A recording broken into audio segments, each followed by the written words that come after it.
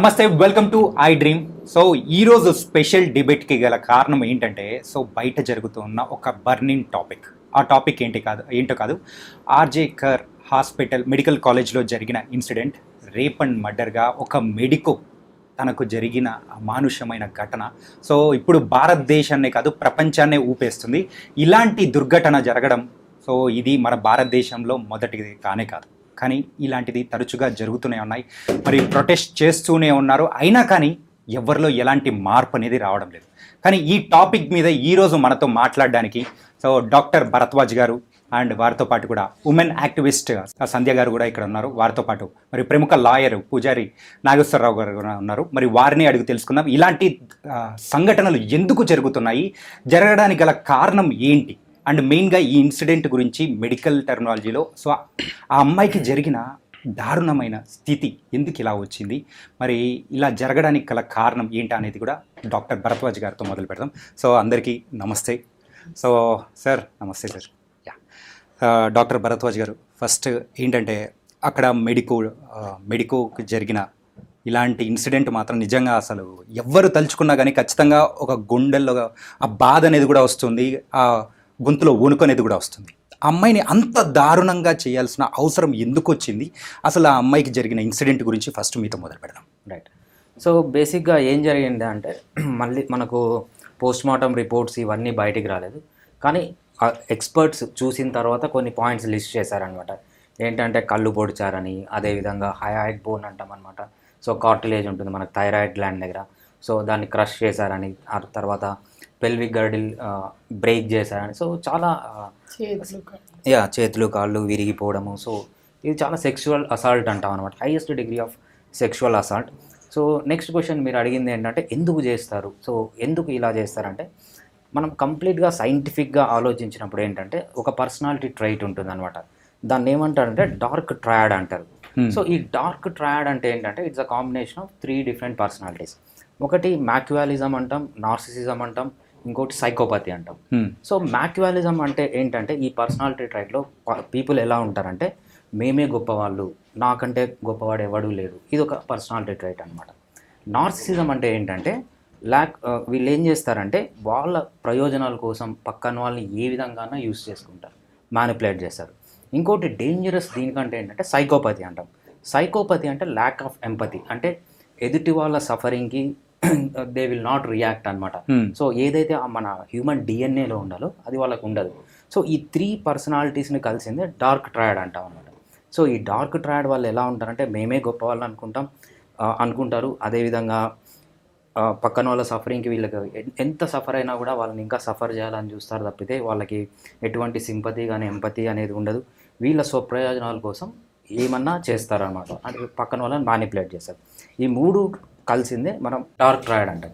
ఇది human బీయింగ్స్లో 3% of the human బీయింగ్స్లో చూస్తాం. So ఏ field అన్నా తీసుకుని, డాక్టర్స్లో కూడా 3% ఆఫ్ ది పీపుల్ వీళ్ళు ఉంటారు, లాయర్స్లో ఉంటారు, ఏ ఫీల్డ్ తీసుకున్నా ఉంటారు. సో ఏదైతే ఈ 3% మంది చేస్తారో, సో ఆ పర్సనాలిటీ ట్రైట్లోనే వాళ్ళకి ఆ ప్రాబ్లం ఉంటుంది. ఆన్ టాప్ ఆఫ్ ఇట్ ఇది మెయిన్ రీజన్ అనమాట. హ్యూమన్ ఎందుకు ఇలా బిహేవ్ చేస్తా అంటే సైంటిఫిక్గా ఇది రీజన్ అనమాట, దాన్ని డార్క్ ట్రయాడ్ అంటారు. అండ్ సంధ్య గారు, మెయిన్గా అయితే ఈ టాపిక్ అనేది కూడా మనం తీసుకోవడానికి గల కారణం, సో ఇలాంటివి తరచూ జరుగుతూనే ఉన్నాయి, కానీ మన 78 ఏళ్ల స్వాతంత్ర భారతదేశంలో సో చిన్న పిల్లల దగ్గర నుంచి పెద్దవాళ్ళ వరకు ఎవరికి ఆ రక్షణ అనేది లేకుండా పోతుంది. అండ్ ఇలాంటి ఇన్సిడెంట్ అనేది మీరు విన్న తర్వాత మీకు అనిపించిన అంటే మీరు ఏమనుకున్నారు, సో దీని గురించి మీరేం చెప్పాలనుకుంటున్నారు? ఈ ఘటనే చాలా అమానుషమైన ఘటన, అందరూ సందేహం అక్కర్లేదు.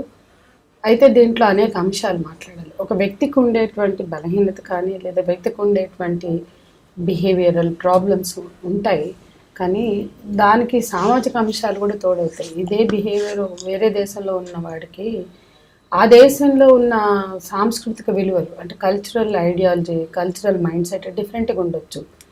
స్టేర్ చేస్తే తప్పు, ఒక మనిషి మీద పవర్ ఎక్సైజ్ చేయకూడదు, ఒక మనిషి మీద హింస చేయకూడదు అనే స్పృహ ఉన్న చోట, ఆ స్పృహ ఆ సమాజంలో గట్టిగా ఉన్న చోట, స్పష్టంగా కొంచెం ఆ పర్స్పెక్టివ్, ఆ దృక్పథం ఉన్న చోట వాడికి ఆ బిహేవియర్ ఉన్నా అది సబ్సైడ్ అయ్యే అవకాశం ఉంది. ఇప్పుడు టెంప్ట్ అయితే అంటారు, బట్టలు సరిగేసుకోలే టెంప్ట్, ఇంకోటి టెంప్ట్ అంటే మన పక్కింట్లో ఘుమఘుమలాడుతూ బిర్యానీ వండుకుంటే మనకి ఎంత తినాలన్నా పోయి మనం నియంత్రణ దాటి మనం టెంప్ట్ అవుతామేమో, అంటే తినాలనిపిస్తున్నా కానీ పోయి పక్కింట్లో ఉన్న బిర్యానీ గుంజుకొచ్చుకొని తినం. షాపులో పోతున్నా మనకి నచ్చినది టెంప్ట్ చేసే డ్రెస్ కనపడుతుంది, ఇంకోటి కనపడుతుంది, మనం ఎఫోర్డ్ చేయలేనప్పుడు పోయి గుంజుకొచ్చుకొని తీసుకో. మరి ఆడవాళ్ళు అంత తేలికగా ఉన్నారా? నువ్వు టెంప్ట్ అయ్యామో లేదా కోరిక కలిగింది పడిపోయినా అంటే అది కుదరదు. ఆ కల్చరల్ ఐడియాలజీలోనే ఉన్న బేసిక్ ప్రాబ్లమ్ని కూడా మనం అడ్రస్ చేయాలి. అంటే అవైలబుల్గా ఆడవాళ్ళు ఉన్నప్పుడు దాన్ని యూజ్ చేసుకోవచ్చు. ఒంటరిగా ఉందా, నిస్సహాయంగా ఉందా, చుట్టూ ఎవరు లేరా, పిల్లలా, లేకపోతే అమాయకత్వమా, ఇట్లాంటి ఎన్నో ఫ్యాక్టర్స్ కూడా పనిచేస్తాయి. సామాజికంగా ఉండే అంశాన్ని కూడా మనం కొట్టిపారేయలేము. అట్లాగే ఇప్పుడు ఈ ఘటనలో కూడా అది చాలా బ్రూటల్గా జరిగింది. దాంట్లో అనేక అంశాలు వినిపిస్తున్నాయి. ఒకటి, అక్కడ సెక్షువల్ హెరాస్మెంట్స్ కంటిన్యూగా జరుగుతున్నాయి. నైట్ డ్యూటీ చేసే పిల్లలకి, అమ్మాయిలకి, మెడికోస్కి భద్రత లేదు అని చర్చ బాగా జరిగింది. దాని మీద వాయిస్ చేసిన వాళ్ళలో ఈ అమ్మాయి ఇవాళ అభయగా మనం పిలుస్తున్నాం, మా మీడియా కానీ పోలీస్ కానీ పెట్టిన పేరు. ఆ అభయ వాయిస్ రేస్ చేసింది, గతంలో రిటర్న్ కంప్లైంట్స్ ఇచ్చింది. దాని మీద చాలా ఇష్యూస్ అమ్మాయి అక్కడ ప్రశ్నించింది. కాబట్టి ఒక కారణం మనకు కనిపిస్తుంది ఏంటంటే సెక్షువల్ అసాల్ట్కి సంబంధించిన ఇష్యూస్ కానీ, హెరాస్మెంట్ ఇష్యూస్ కానీ, ఇంకా కొన్ని అవకతవకలు, వాటి మీద ఆమె వాయిస్ రేస్ చేసింది. కాబట్టి కక్షతో చేశారు అనే అభిప్రాయం ఒకటి ఏర్పడుతుంది.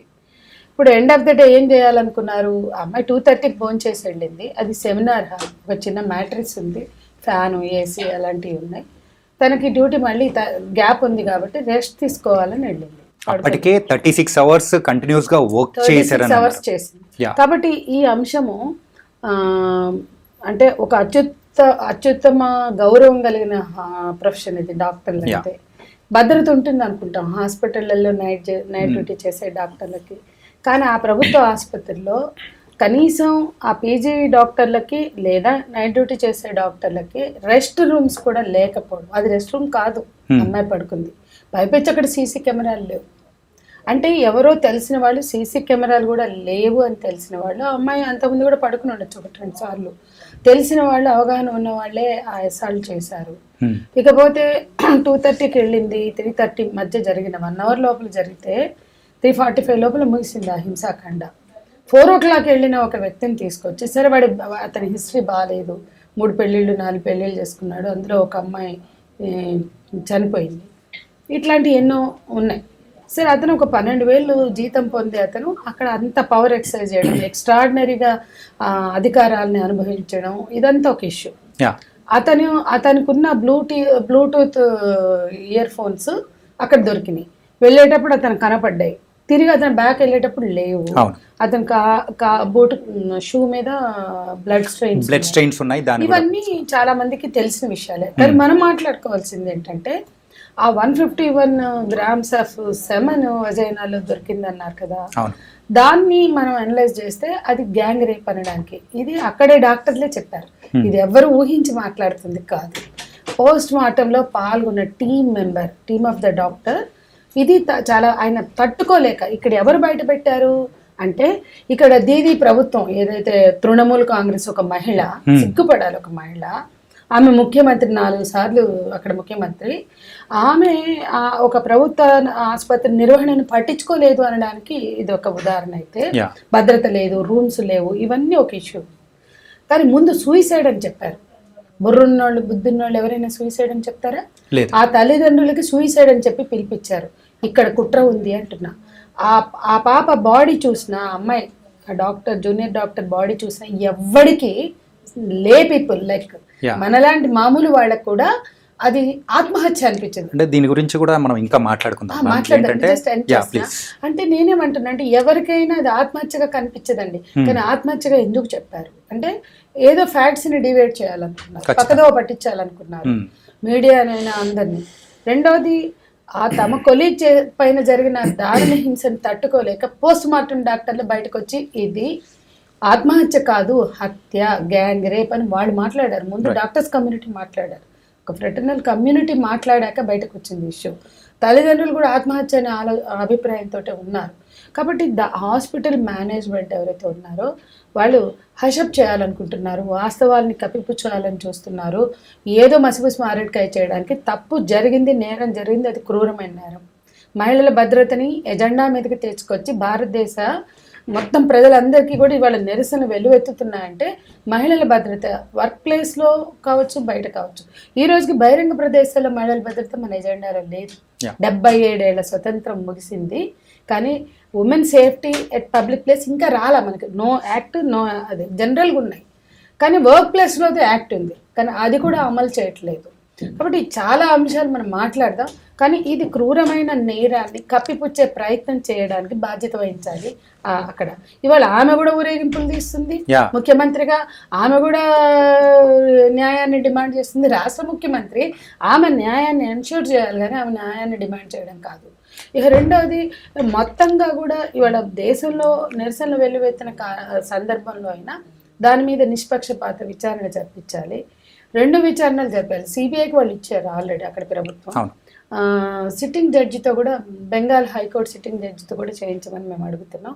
కొన్నిసార్లు 2 విచారణలు జరిగినప్పుడు వాస్తవాలు నిగుదేలినటువంటి అనుభవాలు గతంలో మనకు ఉన్నాయి. నిర్భయాలు కూడా చేశారంట.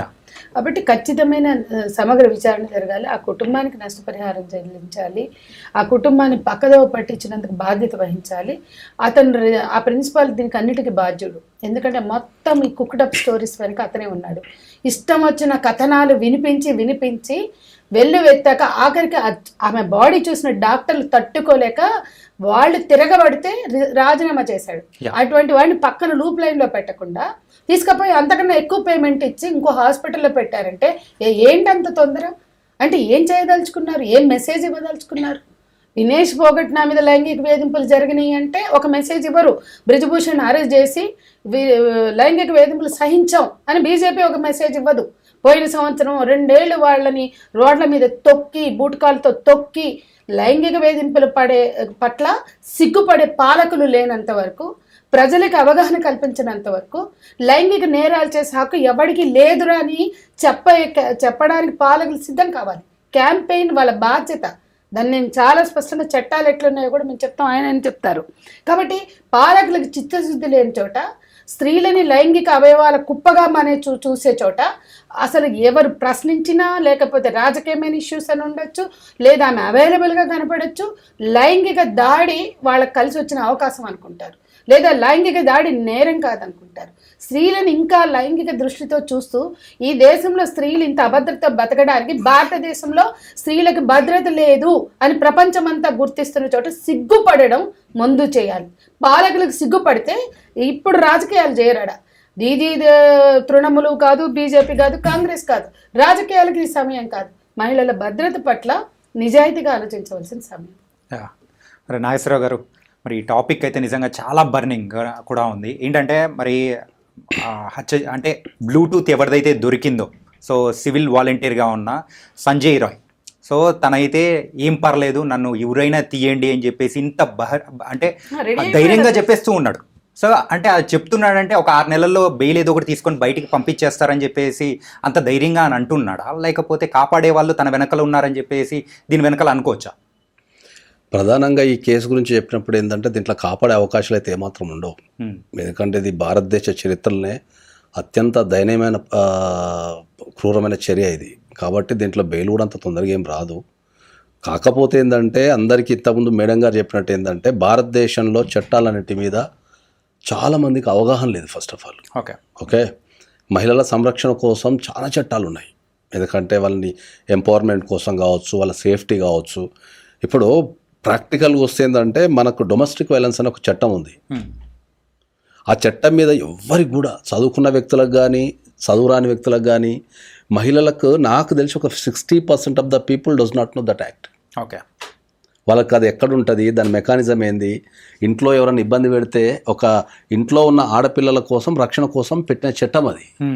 అంటే ఇంట్లో ఇతర కుటుంబ సభ్యుల ద్వారా మనకి ఏమైనా ఇబ్బంది ఎదురైతే దానిపైన మనం కంప్లైంట్ ఇవ్వచ్చు. సో దాని మీద కూడా, దాని మెకానిజం మీద కూడా ఎవరికి అవగాహన లేదు. కనీసం ఎక్కడ కంప్లైంట్ ఇవ్వాలి, లేకపోతే ఎక్కడికి వెళ్ళాలి, దాని నుంచి ప్రయోజనాలు ఎట్లా పొందాలని. అట్లనే ఇప్పుడు మనకు sexual harassment at work place అని ఉమెన్స్ కోసం సపరేట్ చట్టం ఉంది. ఓకే, ఇప్పుడు ఆ చట్టం మీద నేను కొన్ని సందర్భాలలో పెద్ద పెద్ద కంపెనీలు అంటే మల్టీనేషనల్ కంపెనీలకు సెమినార్లకు కానీ లేకపోతే మనం ఎడ్యుకేషన్ కానీ పోయినప్పుడు ఏమవుతుందంటే వాళ్ళకి ఆ చట్టం ఉన్న విషయం కూడా తెలియదు చాలా మందికి. అవును, మీరు అన్నట్టు అవగాహన అనేది కూడా లేకుండా 97 లో సుప్రీంకోర్టు గైడ్ లైన్స్ ఇచ్చింది. 2005లో తెచ్చారు ఆ చట్టాన్ని. ప్రొటెక్షన్ ఫ్రమ్ సెక్షువల్ హెరాస్మెంట్ 2013 లో వచ్చింది. 2005 డొమెస్టిక్ వైలెన్స్ 2013 లో వచ్చింది. 13 లో వచ్చింది చెప్తున్నా. ఎందుకంటే అటు డ్రాఫ్ట్ లో కూడా మేము ఉన్నాం. ఈ దేశంలో 18 ఏళ్ళు ఇందిరాగాంధీ ప్రధానిగా ఉన్నా ఇవాళ మాట్లాడుతున్న ఏ రాజకీయ నాయకుల వల్ల చట్టాలు రాలేదు. రేప్ లాస్ వచ్చినాయంటే మన హైదరాబాద్లో రమీజాబీ కస్టోడియల్ రేప్, తర్వాత మధుర, గుంటాబెన్ మధ్యప్రదేశ్, మహారాష్ట్ర, ఈ 3 రేప్ కేసెస్ తర్వాత భారతదేశ మహిళా ఉద్యమాలు రేప్ లాస్ని అమెండ్మెంట్ కోసం పెద్ద పోరాటం చేస్తే రేప్ లాస్ వచ్చినాయి. డివి యాక్ట్, ఇందిరా జైసింగ్ కావచ్చు, ఆ పోస్ట్ బీజింగ్ కాన్ఫరెన్స్గా మహిళలపై డొమెస్టిక్ వైలెన్స్ కానీ ఈ సెక్షువల్ హెరాస్మెంట్ 2 ఒకేసారి బీజింగ్ డిక్లరేషన్లో ఉన్నాయి. నేను కూడా ఉన్నా అందులో. దాని తర్వాత పోస్ట్ బీజింగ్ చట్టాలు, ఒకటి ఉమెన్ రిజర్వేషన్, ఒకటి సెక్షువల్ హెరాస్మెంట్, ఒకటి డొమెస్టిక్ వైలెన్స్. ఈ 3 డ్రాఫ్ట్లు 96లోనే అయిపోయినాయి. 96లో ఉమెన్ రిజర్వేషన్ పెట్టారు, 97 నుంచి ఇవి అయిపోయినాయి. బట్ ఎన్డీఏ గవర్నమెంట్ బుట్ట దాఖలు చేస్తే మళ్ళీ యూపీఏ గవర్నమెంట్ వచ్చాక 2004లో డివి యాక్ట్ ముందు కదిలి 2005లో అడాప్ట్ అయ్యి 2006 నుంచి ఇంప్లిమెంట్ అయింది. బట్ సెక్షువల్ హెరాస్మెంట్కి వచ్చి 2013 నిర్భయ చట్టం. ఈ చట్టం జస్ట్ 1 నెల 2 నెలల తేడాతో నిర్భయ ఇన్సిడెంట్ జరిగాక వచ్చినాయి. వీటి మీద ఎక్కడ చర్చ ఉండదు. వీటి ఇంప్లిమెంటేషన్ కానీ వాటి మెకానిజమ్స్ కానీ ఎవరికి పట్టదు. యాక్ట్ అనేది ఎంత ఫైట్ చేసామో ఆ డ్రాఫ్ట్స్లో మేము ఉన్నాం. అంటే ప్రధానంగా ఇంకో ప్రాబ్లం ఏంటంటే మన భారతదేశంలో ప్రధానంగా బీయింగ్ అడ్వకేట్ నేను గుర్తించేది ఏంటి అంటే ఒక సంఘటన జరిగినప్పుడు దాని కవరేజ్ కానీ దాని విస్తృతమైన చర్చలు కానీ జరుగుతున్నాయి కదా. అవును, ఇప్పుడు ఈ బెంగాల్ లాంటి ఇప్పుడు సంఘటన అనేది దేశవ్యాప్తంగా ప్రతిరోజు ఎక్కడొక్క జరుగుతూనే ఉంది. ప్రతిరోజు జరుగుతున్నది, వెరీ ఇంపార్టెంట్ పాయింట్. ప్రతిరోజు. కానీ ఎప్పుడో మనకు సంవత్సరానికి ఒకటో సంవత్సరానికి రెండో ఇట్లాంటి సెన్సేషన్ చేస్తున్నారు. కానీ ఈ ప్రతిరోజు జరిగే సంఘటనలలో నాకు తెలిసి ప్రతిరోజు భారతదేశంలో ప్రతి కోర్టులో, సెషన్స్ కోర్టులో ఎవరికొకరు శిక్ష వేస్తూనే ఉంటారు. మీరు ఒక సంఘటన జరిగినప్పుడు దాన్ని సెన్సేషన్లు చేస్తున్నారు, లేకపోతే మనం పోరాటాలు చేస్తున్నాం. కానీ శిక్ష పడ్డప్పుడు మాత్రం దాన్ని ఎక్కడో ఒక పేపర్లో, అసలు చాలా పేపర్లు కవరేజ్ అయ్యేవాళ్ళు. ఇంప్లిమెంటేషన్ పార్ట్ మీద ఎవరు లేదు. అంటే ఇంప్లిమెంటేషన్ లేకపోవడం వల్లే ఇలా జరుగుతుందని కూడా అనుకోవచ్చా? డెఫినెట్లీ చెప్తున్నా కదా. ఇప్పుడు నేను అదే చెప్తున్నా, మీరు ఎప్పుడైనా శిక్షలు పడ్డప్పుడు మీరు ఎందుకు జనాలకు ఈ వ్యక్తికి శిక్ష పడ్డదని చెప్పేసి ఎందుకు ప్రచారం చేయాలని అడుగుతున్నా నేను. ఓకే, ప్రజలలో భయం ఎందుకు తగ్గిపోతున్నది? ఒక వ్యవస్థ మీద ఏం చేసినా ఏం కాదనేది ఎందుకు ఒక మనిషిలో డెవలప్ అవుతున్నది అంటే ఏంటంటే జరిగే పరిమాణాలు ఏవి ప్రజలకు తెలియదు. ఓహో ఈ తప్పు చేస్తే నాకు శిక్ష పడుతుంది, ఓహో ఈ తప్పు నేను చేయకూడదు అనే ఆలోచన వానికి రావాలి అంటే శిక్ష పడ్డ ప్రతి కేసుని మీరు దాన్ని కంపల్సరీ మీడియా ముఖంగా కానీ ప్రజలకు కానీ తెలియజెప్పాల్సిన బాధ్యత ప్రభుత్వానికి ఉంది, ప్రజలకు ఉంది, మీడియాకు కూడా ఉంది. ఓకే.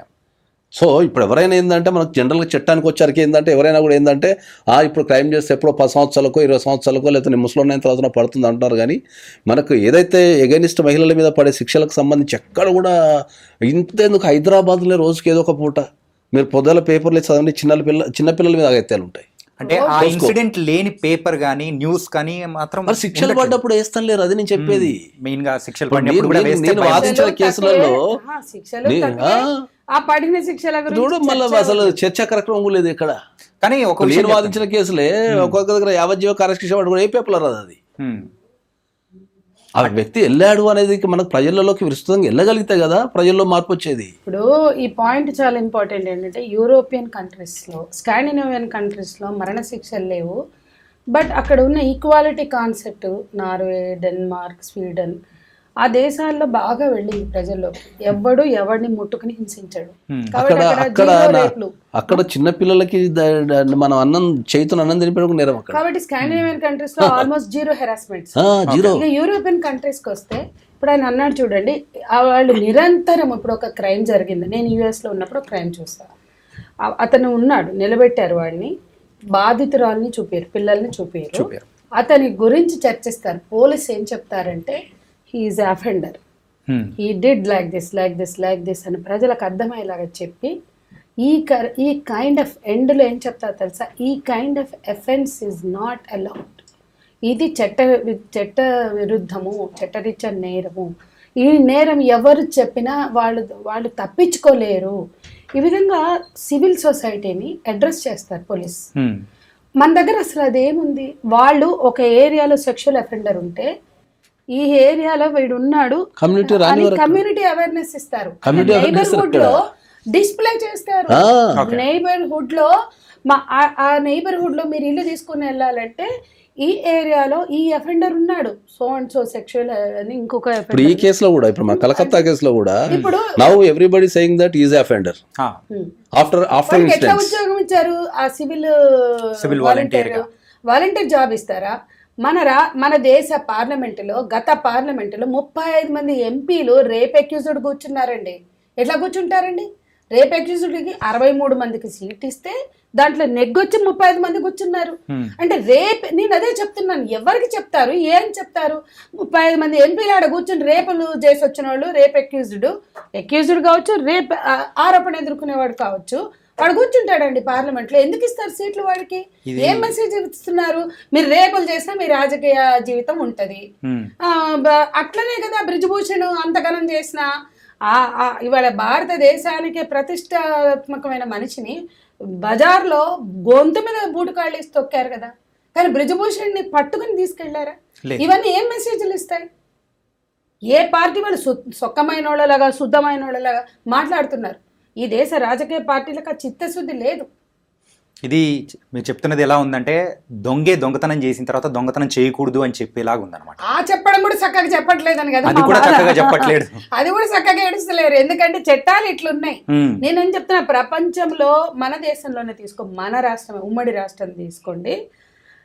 మేము చాలా మంది ముఖ్యమంత్రులు చూసాం. ఒక ఘటన జరగంగానే ముఖ్యమంత్రి ప్రకటించేవాడు, నేరస్తులు దోషులు ఎవరైనా ఉపేక్షించేది లేదు, బాధితురాలకు అండగా ఉంటామని. ఇప్పుడున్న పాలకులు ఎవరైనా ఇస్తున్నారా? ఎన్టీ రామారావు, చంద్రబాబు, కోట్ల విజయభాస్కర్ రెడ్డి, నేదురుమెల్లి, చెన్నారెడ్డి, ఇంతమంది ప్రభుత్వాల హయాంలో మేము పనిచేస్తాం. ఘటన జరిగితే మమ్మల్ని పిలిపించి మాట్లాడిన పాలకుల్ని చూసాం. కానీ వాళ్ళ సెన్సిబిలిటీ లేదు, సెన్సిటివిటీ లేదు. Crime against women and children increase జరుగుతుంది. No one is bothered. అసలు ఒక పక్కన పోర్న్ కల్చర్, ఒక పక్కన మా సాంస్కృతికమైన దిగజారుడుతనం, ఆల్రెడీ మన బుర్రలో ఉన్న చెత్త, ఆడపిల్లల్ని లైంగిక వస్తువులుగా చూడడం, అమ్మాయిల్ని, మహిళల్ని, ముసలోళ్ళని, పిల్లల్ని సెక్షువల్ ఆబ్జెక్ట్స్ గా చూడడం, ఇది మన మైండ్ ప్రాబ్లం. కాబట్టి ఆయన చెప్పిన బిహేవియరు ఈ సర్కమ్స్టాన్సెస్కి, ఈ పరిసరాలకి, లేదా ఇక్కడున్న సాంస్కృతికమైన ఆలోచన విధానానికి తోడైతే జరిగేది ఇదే. అండ్ డాక్టర్ మీరు చెప్పండి ఏంటంటే, సో ఆ అమ్మాయికి అయితే 40 నిమిషాలు ప్రత్యక్ష నరకం అనేది చూపించారు. అండ్ అది కాకుండా తన కాలు అయితే నియర్లీ 90 degrees విరిచేసి మరి అంత ఘోరంగా అమానుషంగా మరి సంజయ్ రాయ్ ఇలా చేశాడు అని చెప్పేసి మరి వస్తూ ఉంది. సో ఇలా చేయడం వెనక సో అసలు మెయిన్ మోటో ఏమై ఉంటుంది అంటే, అది కాకుండా ఇందాక సంజయ్ గారు కూడా చెప్పారు అండ్ మనం కూడా చూసామన్నమాట. సో ఒక డాక్టర్, సో పోస్ట్ మార్టం చేసిన డాక్టరే గోస్వామి అని చెప్పేసి ఆయన బయటకు వచ్చి 151 మిల్లీగ్రామ్స్ యొక్క సిరం అనేది దొరికింది అని చెప్పేసి అని అన్నారు. Is it possible? సెమెన్ దొరకడం అది ఒక పర్సన్ వల్ల పాసిబుల్ అవుతుందంటారా? మనకు కంప్లీట్గా ఇంతవరకు పోస్ట్ మార్టం రిపోర్ట్ అయితే బయటికి రాలేదు.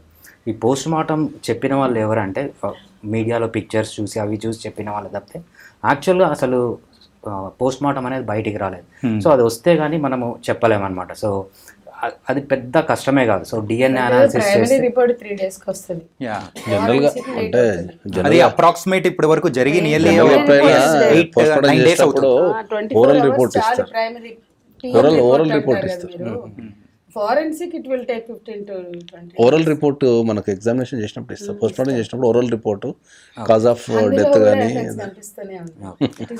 అండ్ దాంతోపాటు కూడా ఏంటంటే ఇన్సిడెంట్ జరిగిన తర్వాత రోజే అంటే ఏదైతే ఇన్సిడెంట్ జరిగిన ప్లేస్ ఉందో దానికి పక్కనే రెనోవేషన్ చేయడం అనేది కూడా జరిగింది.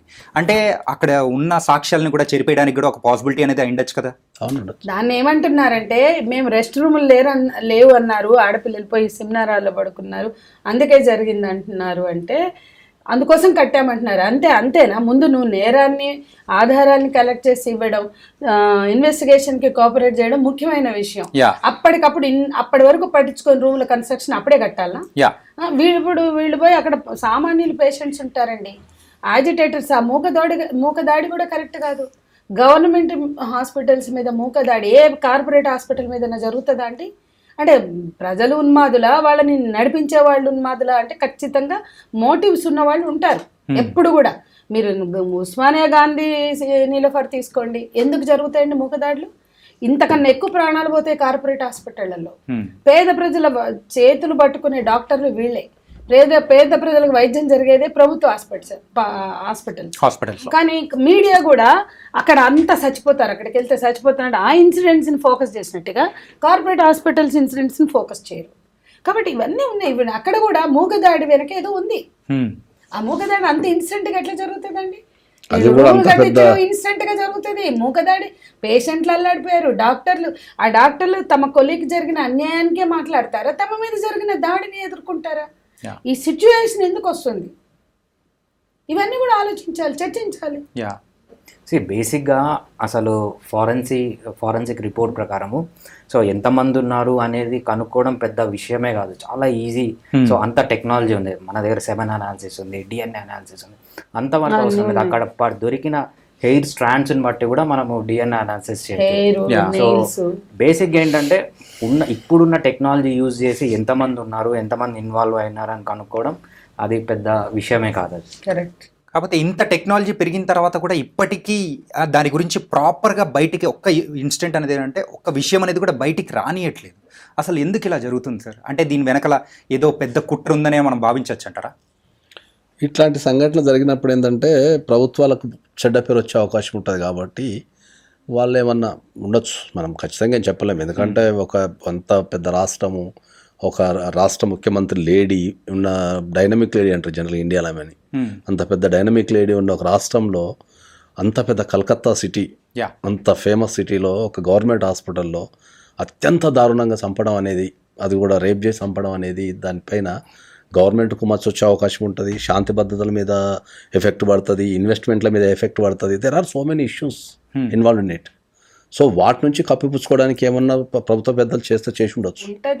అట్లా ఇప్పుడు సామాన్య వ్యక్తికి అది హెరిటేజ్ హాస్పిటల్ దాని పేరు అన్నీ ఉంటాయి కాబట్టి దాన్ని వాళ్ళు ఏమన్నా చేసి ఉండే అవకాశాలు ఉంటాయి జనరల్గా. అంటే ఇక్కడ ఒకటండి, అతను ఆ రాయ్ మీద వేసుకుంటున్నాడు అంటే అతను చూడండి బిందాస్గా నేనే చేసిన చంపుతారా, ఏం చేస్తారో చేయండి అని. అతను మానసిక స్థితి అనేది కూడా చూస్తే ఒక వ్యక్తి చేయడానికి అవకాశం ఉందా ఇది పరిశీలించాలి. ఆ మల్టిపుల్, అతను బాక్సర్ అట, అన్ని ఎట్లా చెప్పేస్తున్నారంటే అటు బాక్సరు కాబట్టి కొట్టేసిండు, అతను మగోడు కాబట్టి చేసేసిండు అంటే ఇది కాదండి. ఎందుకంటే డాక్టర్లు కూడా అంగీకరించలేని విషయం. ఇప్పుడు వరకు ఉన్న ఆధారాల మేరకి జరుగుతున్న మెడికల్ అనాలిసిస్లో చాలా అంశాలు అక్కడ రేజ్ అయినాయి. వాటిని అడ్రస్ చేసే విధానంగా ఉండాలి ప్రభుత్వాలు కానీ పోలీసులు కానీ. అట్లా లేరు అక్కడ. ఎంతసేపు కప్పిపుచ్చడానికి కన్విన్స్ చేయడానికి ఒక ప్రయత్నం జరుగుతుంది కదా, అది అనుమానాస్పదంగా ఉంది. వీడు వచ్చి నేనే నేనే నేనే నేనే అని ఎట్లా చెప్తాడు? అదేదో ఘనకార్యమైనట్టు. సిగ్గుపడడం చేత అవద్దా మనుషులకి? అంత సిగ్గు తప్పిన వాళ్ళని ఆడ పెడతారా? అంతకన్నా వాడు వెకిలిగా మాట్లాడుకుంటూ పోయాడు ప్రిన్సిపల్. మధ్యలో ఇంకా కొంతమంది వ్యక్తులు ఉన్నారు. అంటే ఆ ప్రిన్సిపల్ చుట్టూ ఒక లాబీ ఉంది. ఆ లాబీలో ఉన్న వ్యక్తులు ఆల్రెడీ చాలా ఇన్సెన్సిటివ్ యాటిట్యూడ్స్తో violation of human rights, violation of employees rights, violation of the colleagues, doctors రైట్స్లో వాళ్ళు పేరు పొందారు ఇప్పటికే. కాబట్టి ఆ లాబీ సంగతి ఏంటి? ఈ అమ్మాయి చేసిన ఛాలెంజెస్ కానీ, ఫైట్ కానీ, ఆమె కొన్ని విషయాల మీద రిపోర్ట్ పంపింది, ఇంకా ఆధారం దొరక నేను గట్టిగా మాట్లాడలేదు. వింటున్నది ఏంటంటే అక్కడ అవయవ మార్పిడిలో ఏదో అవకతవకలు జరిగితే ఆ అమ్మాయి ఏదో రాసింది రిపోర్ట్ ఎవరికో అని ఒకటి వినపడుతోంది. అదైతే నాకు ఇంకా మిగతా అన్ని అంటే కొన్ని రూమర్స్ అయితే వస్తున్నాయి మ్యామ్. ఏంటంటే అక్కడ ఉన్న ప్రిన్సిపల్ అంటే అటు సైడ్ నుంచి ఆ యాంగిల్ అనేది కూడా తీసుకుంటే ఏంటంటే ఒకటి మెడికల్ మాఫియా దానికి సంబంధించి, దాంతోపాటు ఆ కాలేజ్లో సో డ్రగ్స్ దానికి సంబంధించి కూడా జరుగుతుంది అని ఒకటి. ఇంకొకటి ఏంటంటే మనీ తీసుకొని ఆ స్టూడెంట్స్ని పాస్ చేసే అని చెప్పేసి ఒక కరప్టెడ్ ప్రిన్సిపల్ అని చెప్పేసి అక్కడ ఉన్న వాళ్ళు కూడా కొంతమంది ఆరోపణలు అనేది చేస్తూ ఉన్నారు. సో ఇన్ని వస్తూ ఉన్నప్పుడు ఖచ్చితంగా ఒక అనుమానం అనేది రైస్ అయినట్టే కదా. సో ఫింగర్స్ అనేది కూడా అటు సైడ్ వెళ్ళిపోయినట్టే. డెఫినెట్లీ. మరి అలాంటి పర్సన్, ఇలాంటి కరప్టెడ్ పర్సన్ సూసైడ్ అని చెప్పేసి అంటే ముందుగానే ఏం తేల్చకుండానే ఏం చెప్పకుండానే ఇన్సిడెంట్ జరిగిన అంటే ఆ రోజే ఎందుకు అలా చెప్పగలుగుతారు సార్? సూసైడ్ అని ఎలా డిక్లేర్ అది చేయగలుగుతారు? ఎవరు చెప్పారో కూడా కనుక్కోండి. ఫస్ట్ ఆ ప్రిన్సిపల్ చెప్పాడు. యా, ప్రిన్సిపలే చెప్పింది. చెప్పింది ఆ Principal సూసైడ్ అనే చెప్పేశారు. మాట అంటే- మొదలు ప్రింట్ మీడియా వాళ్ళు ఎవరో వెళ్తే ఇది సూసైడ్ కేసు అని చెప్పారు. ఈవెన్ పేరెంట్స్ కూడా అదే చెప్పేశారు. పేరెంట్స్ కదా చెప్పారు, వాళ్ళు చెప్తున్నారు. ఇప్పుడు పేరెంట్స్ మాట్లాడుతున్నారు కదా, అంత బుర్ర తక్కువ వాళ్ళ ఆ డాక్టర్లు వాళ్ళు by profession they are doctors. Suicide అంటే అన్ని చోట్ల గీరుకుని కొట్టుకుని పొడుచుకుని గుడ్లు పొడుచుకుని కాలర్ బోన్లు ఎరగొట్టుకుని అదేం గ్లాండ్ అని పగిలిపోయి థైరాయిడ్ గ్లాండ్ పగిలిపోయి గిన్నె చేసుకుని నువ్వు చచ్చిపోతారా అండి ఎవరైనా? లేదు సార్, దీనికి డాక్టర్ భరద్వాజ్ గారు మీరేం చెప్తారు అసలు? అంటే అంత ఈజీగా సూసైడ్ అని చెప్పేసి డిక్లేర్ చేసేంత అంటే అంత ఈజీనా లేదు చెప్పడం కూడా? అసలు కుదరదు. సో మనము ఎప్పుడైతే ఫారెన్సిక్ టీం ఎంటర్ అవుతుందో క్లియర్ కట్గా వాళ్ళ మొత్తం ఇన్ఫర్మేషన్ ఇస్తారు. సో ఇప్పుడున్న టెక్నాలజీ ప్రకారం, ఇప్పుడున్న నాలెడ్జ్ ప్రకారము, సో అది సూసైడా, ఎంతమంది ఇన్వాల్వ్ అయ్యారు, అసలు ఏమేం జరిగింది, ఏ టైంలో ఏం జరిగింది అని తెలుసుకోవడం అసలు చాలా ఈజీ. అది పెద్ద కథనే కాదు. సో ఇక్కడ జరిగింది ఏంటంటే మెయిన్గా సో ప్రజలు కానీ లేకపోతే ఆపోజిట్ పార్టీస్ ఉంటాయి కదా, సో వాళ్ళు ఏం చేయాలంటే ఇటువంటివి జరిగినప్పుడు ప్రభుత్వానికి సపోర్ట్ చేయాలి. సో ఎప్పుడైతే ప్రభుత్వానికి ఆపోజిట్గా చెప్తారో ఇది మొత్తం ప్రభుత్వమే చేసింది, వాళ్ళు కూడా డిఫెన్స్లోకి వెళ్తారు. సో ప్రభుత్వము ప్లస్ అదేవిధంగా ఎవరైతే అపోజిషన్లో ఉంటారో ప్లస్ ప్రజలు ప్లస్ మీడియా ఏంటంటే they have to support the గవర్నమెంట్కి సపోర్ట్ చేసినప్పుడు అది ఓపెన్గా వచ్చి చేస్తుంది. ఎప్పుడైతే గవర్నమెంట్ ప్రతి ఒక్కటి ఆపోజిట్గా చెప్తారో వాళ్ళు కూడా డిఫెన్స్లోకి వెళ్తారు. సో అది మనం జాగ్రత్తగా ఉండాలి, గవర్నమెంట్కి సపోర్ట్ చేయాలి. సో ఎప్పుడైతే గవర్నమెంట్ కరెక్ట్ స్టేట్మెంట్స్ ఇస్తుందో దానికి సపోర్ట్ చేస్తూ ఉండడం మెయిన్ అని నా ఉద్దేశం. వాళ్ళు తప్పు చెప్పినప్పుడు కూడా ప్రశ్నించాలి కూడా. యా, తప్పు చెప్పినప్పుడు అందుకే కొంతమంది ప్రశ్నించారు కదా, పోలీసులు ప్రశ్నించారు కదా. కాబట్టి ఇప్పుడు మొదలు మాట్లాడింది principal, police local police officer ఇద్దరు కలిసి మాట్లాడారు సూసైడ్ అని. పోలీస్ ఆఫీసర్ ప్రెజెన్స్ లేకపోతే మీరు అన్నట్లు గవర్నమెంట్ మనం సస్పెక్ట్ చేయగల పోనీ హాస్పిటల్ మేనేజ్మెంట్ని, కానీ పోలీస్ ఆఫీసరే చెప్పాడు కదా. మీరు చూడండి ఆ మొదటి ఎఫ్ఐఆర్ చూడండి ఎంత దారుణంగా రాశారు. యా, అండ్ చూస్తుంటేనే ఎందుకు ఇలా చేశారు, దానివల్లే అనుమానాలు అనేది కూడా ఇప్పుడు పెరిగాయి. ఎందుకు అంటే అనవసరమైన అనుమానాలు దానివల్లే పెరగడం కూడా జరిగింది. అండ్ నాగేశ్వరరావు గారు ఏంటంటే పీస్ఫుల్గా ప్రొటెస్ట్ చేస్తున్న చాలామంది డాక్టర్స్ కానీ అక్కడ వర్క్ చేస్తున్న చాలామంది వాళ్ళ మీద గుండాలు అట్లా దాడి చేయడం కానీ అసలు ఇది దేనికి అంటే ఏ రకంగా తీసుకోవచ్చు అంటారు? ఫెయిల్యూర్ ఆఫ్ గవర్నమెంట్ అంతే. ఇంకా అంత పెద్ద సంఘటన జరిగినప్పుడు గవర్నమెంట్ చేతిలో ప్రతి ఒక్కటి ఉంటుంది, ప్రతి ఇన్ఫర్మేషన్ ఉంటుంది, ఇంటెలిజెన్స్ వ్యవస్థ ఉంటుంది, పోలీస్ బలగాలు ఉంటాయి, అక్కడ ప్రొటెస్ట్ చేసేటప్పుడు ఏదైనా జరిగే అవకాశం ఉంటుంది. కాబట్టి భారీగా బలగాలను మోహరించి దాన్ని అదుపు చేయాల్సిన బాధ్యత ఎప్పుడు ప్రభుత్వాందే ఉంటుంది. అది ప్రభుత్వ బాధ్యత కూడా. ఎందుకంటే ఒక అత్యంత ఆ సంఘటన జరిగినప్పుడు దాన్ని అదుపు చేయాల్సిన బాధ్యత కూడా ప్రభుత్వాందే. అక్కడైతే క్లియర్ కట్ దట్ ప్రభుత్వ వైఫల్యమే అది. ఎందుకంటే రాష్ట్ర కలకత్తా హైకోర్టు కూడా చాలా స్పష్టంగా వ్యాఖ్యానించడం జరిగింది దానిపైన. అది ప్రభుత్వం బాధ్యత వహించాల్సిందే దానికి. అండ్ ఇంకోటి ఏంటంటే ఆ 6 days అనేది కూడా కోల్కతా పోలీసులు ఏం చేయలేక సిబిఐకి అప్పగించడం అనేది కూడా అంటే ఇది కూడా ఒక రకమైన దీని వెనకాల demand from the public and other issues. ఎందుకంటే దానికి సరైన అంటే ఇప్పుడు ఒక సంఘటన జరిగిన తర్వాత సరైన ఇన్ఫర్మేషన్ అనేది అవైలబుల్ లేదు, ఎగ్జాక్ట్లీ ఇన్ఫర్మేషన్ లేదు. ఇంతకుముందు మనం మాట్లాడుకున్నట్టు దాన్ని సూసైడ్ అనటము లేకపోతే ఇంకోటి అనటము XYZ ఈ రకరకాల డీవియేషన్స్ జరిగినప్పుడు ఏంటంటే ఫ్యాక్ట్స్ అనేటివి కరెక్ట్ రావటం లేదు ఎక్కడ కూడా. ఇప్పుడు జనరల్గా ఎప్పుడైనా కూడా ఒక వ్యక్తి హత్య కానీ లేకపోతే రేప్ కానీ చేసిన తర్వాత అంత వాలంటరీగా ఒప్పుకోరు. ఎంత సైకోపాత్ అయినా కూడా అంత ఇమీడియట్లీ అంత వాలంటరీగా ఒప్పుకునేంత ఉండరు. ఓకే, ఓవర్ ద పీరియడ్ ఏమైనా ఉంటుందేమో కానీ అంత ఇన్స్టెంట్గా వాళ్ళే ఒక టెన్షన్కి వెళ్ళిపోతారు. సో ఉండదు. కాబట్టి వీటన్నిటిని అంటే ఎక్కడ కూడా సరైన ఇన్ఫర్మేషన్ లేదు కాబట్టి దాన్ని సిబిఐ డిమాండ్ అనేది పెరిగింది. సో సిబిఐ తీసుకుంది కాబట్టి చూడాలి. ఇప్పుడు ఒక అన్యాయం చేసిన చంపినప్పుడు లేదా ఒక అన్యాయాన్ని అంతమొందించడానికి నేరం జరిగితే వాడు క్లెయిమ్ చేసుకున్నాడంటే ఏదో హీరోయిజం ఉంది అనుకుందాం కాదు. అంతే కదా, ఒక భూస్వామినో లేకపోతే ఒక దొంగనో లేకపోతే ఒక ఇదేంటి ఇట్లాంటి సేమ్ సిచ్యువేషన్ మనకు ఇక్కడ సత్యంబాబు కేసులో కూడా జరిగింది. ఇప్పుడు నేనేమంటున్నా సత్యంబాబు కేసులో కూడా సత్యంబాబుది కూడా వేసింది మేమే, దాంట్లో పిటిషనర్స్ మేము, ప్రొఫెసర్ రామేల్కోటే, నేను, సజయ. సత్యంబాబు నిర్దోషి అంటే అవును అని జస్టిస్ నాగార్జున రెడ్డి గారు 800 పేజీల జడ్జిమెంట్ ఇచ్చారు. వసుధ అండ్ పట్టాభి వీళ్ళిద్దరూ కలిసి అది ప్రూవ్ చేయడానికి సక్సెస్ఫుల్ గా చేశారు. దాంట్లో కూడా అది మా కొలీగ్ మాతో పని చేస్తున్న మా జేఏసీ సభ్యురాలైన వసుధ దానికోసం చాలా సాక్ష్యాధారాలు సేకరించి ఫైట్ చేస్తే నాగార్జున రెడ్డి బెంచ్ కన్విన్స్ అయ్యి అతను నిర్దోషి అన్నారు. ఇప్పుడు మళ్ళీ మేము కొట్టేసాం అతను నిర్దోషి అయితే అసలు అంతకులు ఎవరు అది ఇంకా నడుస్తూనే ఉంది హైకోర్టులో. మేమే పిటిషనర్స్ మీద దాంట్లో కూడా. యా ఈవెన్ దిశ ఎన్కౌంటర్లో కూడా ఏంది ఆధారబాధలు మీరు చేసే దిశ ఎన్కౌంటర్ కాదు, ఇటువంటి ఘటనలు పునరావృతం కాకుండా ఏం చేస్తారు? ప్రెస్ మీట్ పెట్టి పోలీసులు ఏమంటారంటే ఇది 12వ ఇన్సిడెంట్ కాబట్టి, అంటే నువ్వు 11 జరిగే వరకు ఎందుకు కూర్చున్నావు, 12వ టర్న్ దిశ అయింది అంటే 11 నువ్వు మూసుకుని కూర్చోబట్టి కదా 12 దాకా వచ్చింది. కాబట్టి వాళ్ళు 12 చేశారట, వీళ్ళు బాగా తెలుసుకున్నట్టు పోలీసులు. ఈ గ్యాంగే 12 చేసిందట, ఇది 12వదట, కాబట్టి చంపేసినాం అంటే ఇట్లా ఇంత. ఇప్పటికీ దేశంలో ఒక మహిళ పోలీస్ స్టేషన్కి వెళ్తే, ఇన్ని చట్టాలు ఉన్నా ఇప్పటికి ఒక మహిళ పోలీస్ స్టేషన్కి వెళ్తే చాలా సందర్భాలలో ఇది మా జ్యూడిక్షన్కి రాదనో, లేకపోతే చూద్దాం పొమ్మనో, లేకపోతే దాని మీద సీరియస్ గా తీసుకోపోవడం ఇప్పుడు జరుగుతుంది. ఇప్పుడు దిశ వాళ్ళ అమ్మ ఇప్పటికి ఆమె టోల్గేట్ కాడ దిగి నువ్వు ఆమ్లెట్ అయినా ఆకలి అవుతుంది వండి పెట్టు అంది. ఆడ నుంచి ఇటుకి 15 నిమిషాలు బైక్ మీద మోపెడ్ మీద రావడానికి. ఆ పిల్ల రాలేదు, తల్లి ఉరికింది చెప్పులకు కాళ్ళు కూడా వేసుకోకుండా. వాడు మా జ్యూరిస్డిక్షన్ కాదన్నాడు. ఈమె ఇక్కడి నుంచి మళ్ళీ శంషాబాద్ పోయింది ఎవరినో తీసుకుని కారులో. అప్పటికి అంటే ఈమె లోకల్ పోలీస్ స్టేషన్కి అవుట్ పోస్ట్కి వెళ్ళింది కదా, అప్పటికి ఆ పిల్ల ఫోన్ మాట్లాడుతూ చెల్లెతో అక్కడే ఉంది. ఈమె ఆడ నుంచి మళ్ళీ ఇంటికి వచ్చి పక్కింటి తీసుకుని కారు తీసుకుని వెళ్ళి అక్కడ ఆడుతూ పాడుతూ అంటే ఆరాంగా టేకప్ చేసింది 3 గంటలకి. కానీ ఈ 2 hours ఆ పిల్ల అక్కడే నిలబడింది. కానీ వీళ్ళ ఇంటి నుంచి 1/2 గంట రస్తా చెక్ పోస్ట్. ఆ 1/2 గంటలో ఆమె ఆ తల్లి ఎందుకు వెళ్ళింది వాళ్ళ దగ్గరికి, పోలీసుల దగ్గరికి అంటే ఆమెకి ఏమైనా యాక్సిడెంట్ అయి పడిపోయిందేమో, మీరు పెట్రోలింగ్ వ్యాన్ తెస్తే నేను చూసుకుంటే వెళ్తాను. అట్లా ఆ టోల్ గేట్ దగ్గర వరకు వాళ్ళు అవుట్ పోస్ట్ పోలీసులు తీసుకెళ్తే ఆ తర్వాత గంట కూడా అమ్మాయి అక్కడే ఉంది, 1.5 గంటల కూడా అక్కడే ఉంది. సజీవంగా పట్టుకొచ్చేవాళ్ళు కదా పిల్లని. ఇది పోలీసులు తప్పిదం కాదా?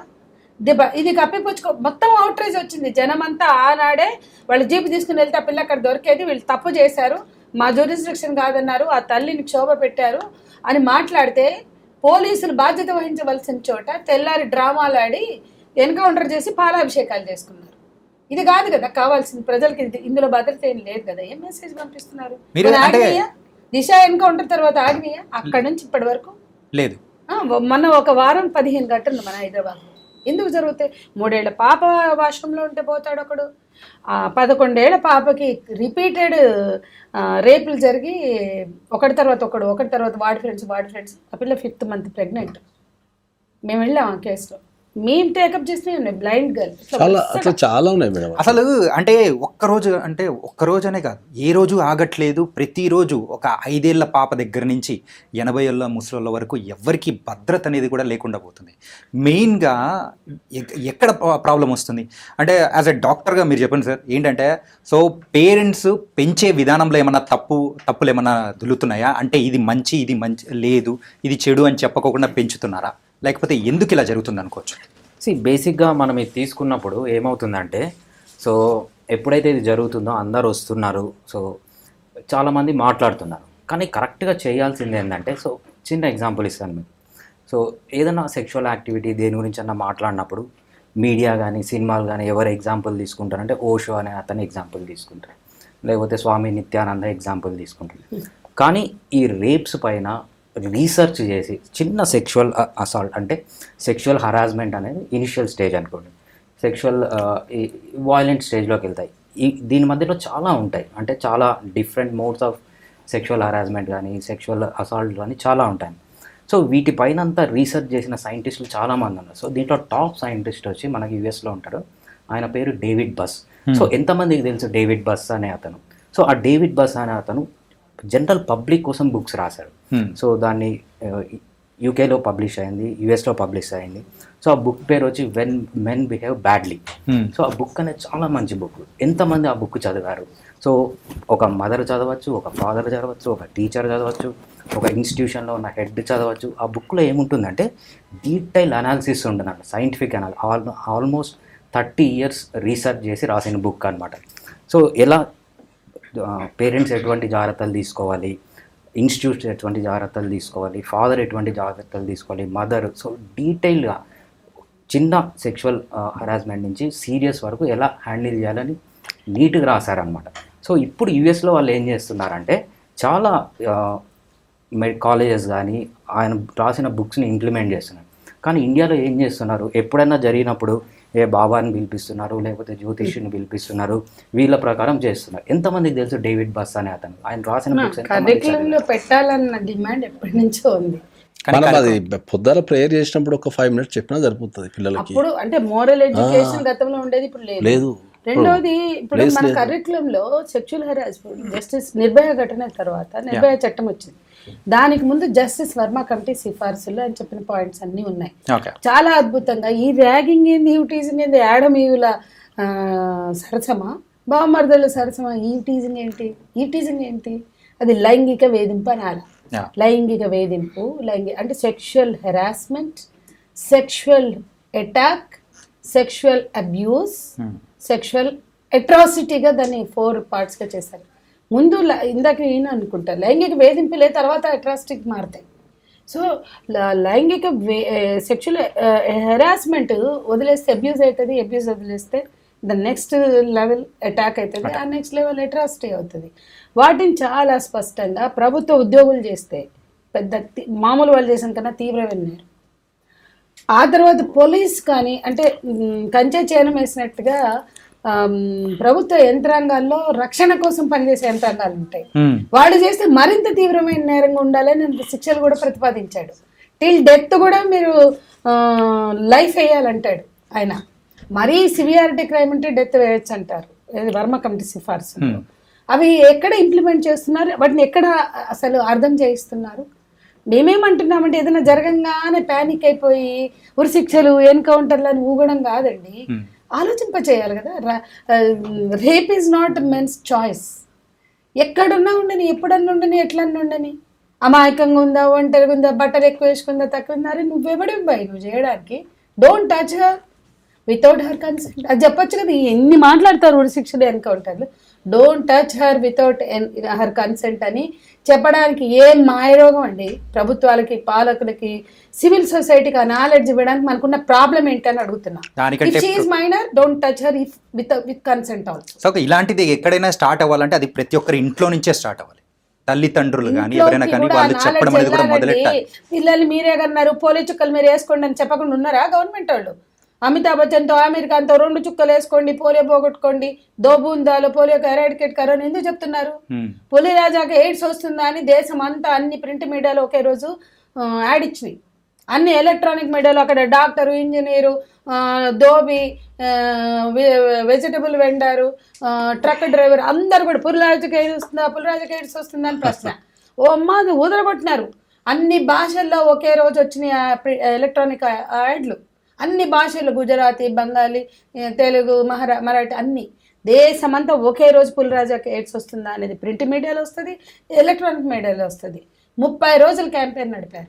30వ రోజు పులిరాజాకు ఎయిడ్స్ రాదు, కండోమ్ వాడతాడు కాబట్టి అని అన్ని భాషల్లో వస్తుంది.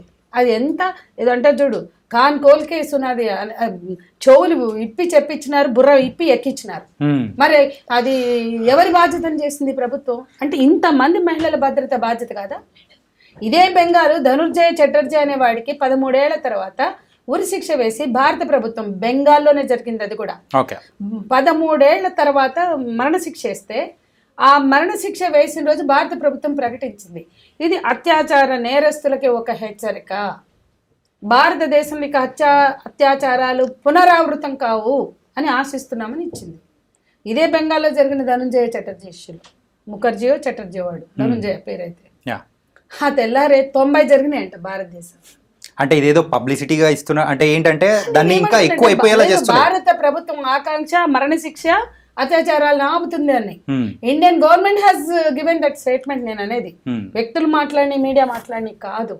అంటే నేనేమంటానంటే అంత డ్రైవ్ ఉండాలి, అంత ఎడ్యుకేషన్ ఉండాలి, పిల్లల్లో కలిగించాలి, కుటుంబంలో కలిగించాలి. ఆ కుటుంబంలో నువ్వున్న ఆలోచన ఏంటి, అక్కడ ఉన్న స్థిరీకరించుకున్న భావజాలం ఏంటి?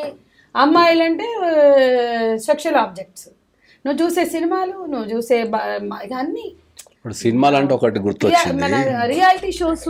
మనకు ఒకటి యాక్ట్ ఉంది, ఇండీసెంట్ రిప్రజెంటేషన్ ఆఫ్ ఉమెన్ అని, మహిళల్ని అసభ్యంగా చిత్రీకరించద్దని ఒక యాక్ట్ ఉంది. ఓకే.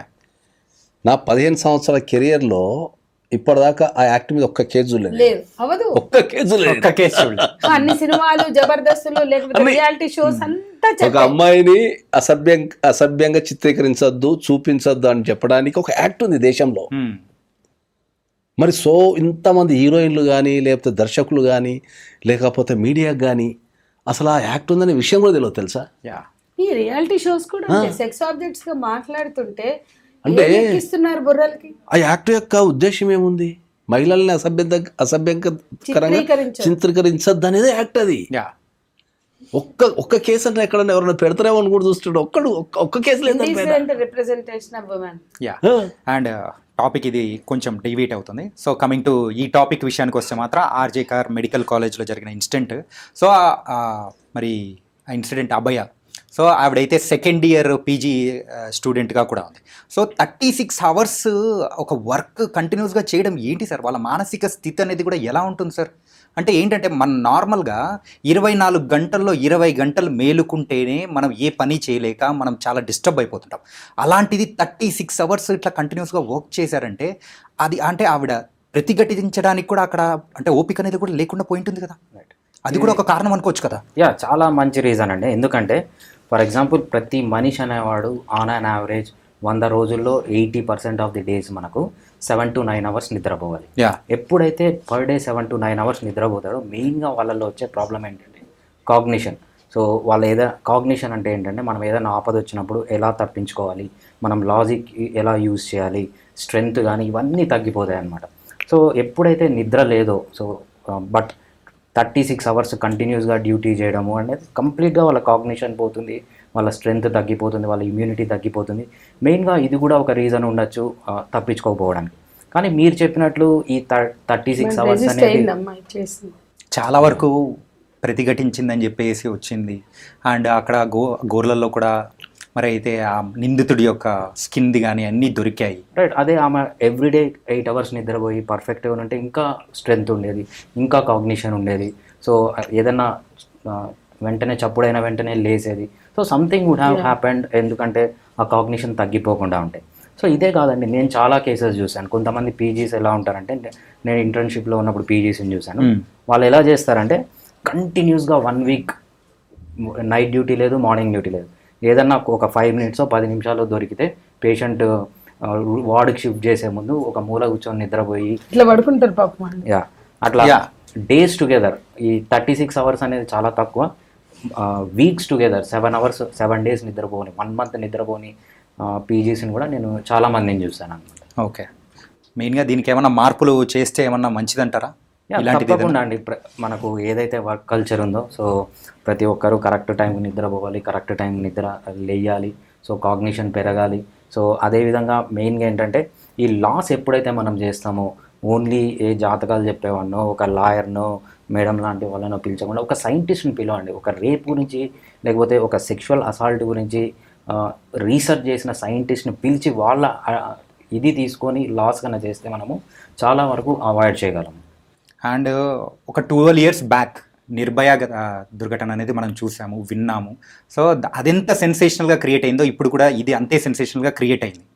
సో మరి వేరే ఇంకొక సెన్సేషనల్ న్యూస్ వచ్చేటప్పటికి ఇది కూడా మరుగున పడే అవకాశాలు ఏమైనా ఉంటాయి నాగేశ్వరరావు గారు? భారతదేశంలో చట్టాల మీద అవగాహన కల్పించేంత కాలం కంపల్సరీ ఉంటుంది, ఇలాగే మరుగున పడిపోయే అవకాశాలు ఉంటాయి. అరుణా షాన్బగ్ అనే అమ్మాయిని ఒక వార్డ్ బాయ్ రేప్ ఇట్లాగే బ్రూటల్ రేప్ చేస్తే 32 years అమ్మాయి కోమాలో ఉందండి. బాంబేలో 1973లో జరిగింది. మెర్సీకి అవకాశం అడిగారు, ఆమెని కొలీగ్స్ డాక్టర్లు నర్సులే కాపాడుకున్నారు. 32 years కోమాలో ఉంది. అది ఎందుకు భారతదేశంలో ఒక పాఠ్యాంశంగా రాలేదు? నేను చెప్తాను. లైంగిక వేధింపులకు సంబంధించి దాన్ని ఒక పాఠ్యాంశంగా పెట్టి చెప్పాలి అనే సూచనలుగా ఆయా ప్రభుత్వాలకు ఇచ్చున్నాం గతంలో. మహిళా ఉద్యమాలు రేప్ లాస్ ఇంప్లిమెంటేషన్ మీద చాలా సూచనలు చేశాయండి. కానీ ఒక హత్రాస్లో జరిగితే వాళ్ళని రక్షించడానికే ప్రభుత్వం పూనుకుంది. అది కవర్ చేయడానికి వెళ్ళిన ఒక జర్నలిస్ట్ని జైల్లో పెట్టింది. అతని తర్వాత చనిపోయాడు హత్రాస్లో, యూపీలో. కతువాలో నేరస్తుల్ని అరెస్టు చేయొద్దు అని రోడ్ల మీదకి వచ్చి ర్యాలీలు తీశారు. ఆ పసిపిల్లని సెడేట్ చేసి 8 రోజులు రేప్ చేస్తే 8 ఏళ్ల పాపని కతువాలో, కాశ్మీర్లో అరెస్ట్ చేశారు తప్పక, రాష్ట్రం అంతా దేశం అంతా ఉద్యమం వచ్చాక అరెస్ట్ చేసిన వాళ్ళని విడుదల చేయాలని అక్కడ ఉద్యమం జరిగింది. యూపీలో రేప్ అక్యూజ్డ్ని అంటే అత్యాచార నేరస్తుని విడుదల చేయాలని, విడుదలై వచ్చిన వాళ్ళకి సన్మానాలు. ఏం మెసేజ్లు ఇస్తున్నారండి నేను అడుగుతున్నా. అత్యాచార నేరస్తులకు సన్మానాలు చేస్తారా? బిల్కిస్ బానో నేరస్తులు అది అత్యాచారం అని మన చట్టాలే ఒప్పుకున్నాయి, మన కోర్టులే ఒప్పుకున్నాయి. మన కోర్టులు అనేక సంవత్సరాలు ట్రయల్స్ చేసి వాళ్ళు అత్యాచార నేరం చేశారు అని నిర్ధారించి వాళ్ళు ఒప్పుకున్నారు. కానీ వాళ్ళకి శిక్ష తగ్గించమని ఎందుకు జరుగుతాయండి? ఉద్యమాలు ఎందుకు జరుగుతాయి? అత్యాచార నేరస్తులకు శిక్ష తగ్గించడానికి. మళ్ళీ వాళ్ళని బయటకు వచ్చాక వాళ్ళని ఎందుకు సన్మానాలు చేశారు? ఏం చెప్పదలుచుకున్నారు అంటే అదేదో స్వతంత్ర ఉద్యమంలో ఏదో చేసి వచ్చినట్టు. సో అంటే మతపరమైన విద్వేషాలు చోటు చేసుకున్నప్పుడు అత్యాచారం పట్ల ఉన్న సెన్సిటివిటీ, హక్కుల స్పృహ పోతుంది అని నేను చెప్పదలుచుకున్నా. వీటికి మతాలు, కులాలు ఇవన్నీ చేర్చుతున్నారు. ఇవాళ మధ్య భారతం అంతా కూడా అత్యాచార పర్వం కొనసాగుతుంది. రోజు ఆదివాసీ మహిళల మీద అత్యాచారాలు జరుగుతున్నాయి. ఆ మహిళలతో మేము మాట్లాడాం. ఆ మహిళలతో మొన్న 2 రోజులు సెమినార్ జరిపాం. వాళ్ళు చెప్పారు మా శరీరాల మీద హింస అయిందని. వాళ్ళ తరఫున సోనీ మాట్లాడింది. ఇన్ఫ్లుయెన్స్ లేని వాళ్ళు అత్యాచారాలకి బలి చేసైనా వాళ్ళ పని చేసుకుంటున్నారు. ఆ కంచి సంపదని అంటే ఆ ట్రెజర్ హంట్ చేయడానికి అక్కడ ఒక పెద్ద విధ్వంసం జరుగుతుంది, హింస జరుగుతుంది. పాలకులే హింస చేస్తే, ప్రభుత్వాలు హింస చేస్తే మీరు ఎవరైనా నేను ఛాలెంజ్ చేస్తున్నా, వెళ్ళండి మధ్య భారతం, వెళ్ళండి జార్ఖండ్, అక్కడ ఆదివాసీ మహిళలతో మీరు సొంతంగా మాట్లాడండి. వాళ్ళ మీద రేపులు జరగట్లేదా? జరిగితే ఎందుకు మాట్లాడరు?